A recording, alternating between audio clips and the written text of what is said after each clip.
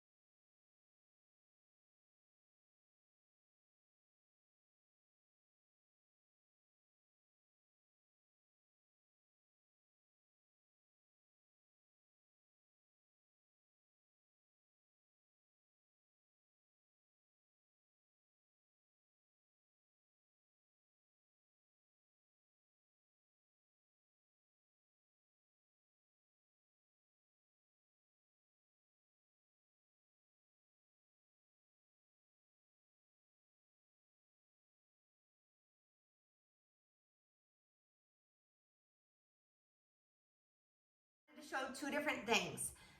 A lot of us do our indoor gardening indoors. Imagine that, right? Especially during the winter, especially in Minnesota. And we don't want to clog up our drains. So in both of these drains, and this is what I wanted to show you, is I have the XO or OXO drain stopper popper. You pop like this, right? So I just find that these are small enough holes where there's a garbage disposal in here, and that's great, but garbage disposals aren't meant to like, oh, here's a rogue leaf that fell off, or like, here's the like dumb artificial flowers that were on the cacti. And it's just kind of a preventative like maintenance. It was like $10 at Target or Amazon or something like that. I'll link it below. But I just really want to encourage you guys to make sure that you're taking care of your drains. Because realistically, like, who wants to pay a plumber to come out or like get a snake or this or that? So it's just one tip I wanted to share. The other thing is that I am going to have to Google, but I believe the bear claws are a succulent. I mean, they feel like one, so again, I'm going to research. But a lot of these, again, petioles, leaves, I'll look it up, but they fell off in the bag from the store. And they're healthy and plump and gorgeous. So what I did is I had them on this little plate, little teacup plate, because they were all dirty. I just rinsed them off so they weren't full of dirt. I'm gonna put them on here to just dry them off. The texture of the leaves are very fuzzy, like literally a teddy bear, and it's adorable. But it leads me to think that like maybe they don't like water on their petioles on their leaves, whatever these are called. No, petioles are usually the stem. Okay, whatever. I'm going to find out what that is. If you know right off the top of your head, comment below. Maybe I'll know by the time I make another video. But I just wanted to include that I'm going to propagate these and we'll see how it turns out. I have a huge shelf of propagation over here. It's a west-facing window. If you'd like to see that, let me know. But I'm gonna just clean the rest of this up and we're gonna let this stuff all dry here. There's no direct light. When you use neem oil, you don't wanna be using it and then putting the plants in direct light. So they're hanging out here on the island. This is a north-facing window that's like 10 feet away. So there's no harm of, or no potential for sunburn damage. The other thing is that technically I should be putting these kind of in quarantine for another 2 weeks and do this neem treatment at least one more time in the next week. Usually they say like 3 times within the first 14 days, give or take. And that's really pretty hardcore and I just don't think I'm there yet, but we'll see. I will kind of quarantine these a little bit. Excuse me, I have a frog in my throat. But yeah, that's pretty much it. Let me know if you have questions. Let me know if there's a particular neem product you love, or a system or a protocol, that sort of thing. I want to be more diligent about my procedure when I bring home new plants. Again, just to keep my other plants happy and healthy, and to make sure if I do bring something home that I didn't catch had a pest or two, that I am catching it before it spreads. Excuse me. Excuse me. The other thing I wanted to mention is that I will water all of these today with mosquito bit water, just again as a preventative, because I find for the most part that's what comes home with my plants. I don't really get spider mites or aphids or this or that, but fungus gnats for sure. So I'll just do a preemptive rinse through the water, but I do know that the neem spray, you're supposed to spray it to where it's dripping off the leaves. Sorry, I'm like going back and forth here. But this is an insecticide, fungicide, and miticide. So what is really amazing about this is that when you spray it until it drips off the leaves on your plants, it is getting on that top layer of soil. So you could probably just do okay with just this, but I like to do the mosquito bit thing too. That's all I have for today. Before I repeat myself 17 more times, let me know if you have questions. Comment below with the questions or hit me up on Instagram. subscribe, like, share, all that stuff, right? And I'm always open to constructive feedback on these videos. I will talk to you guys next time. Bye.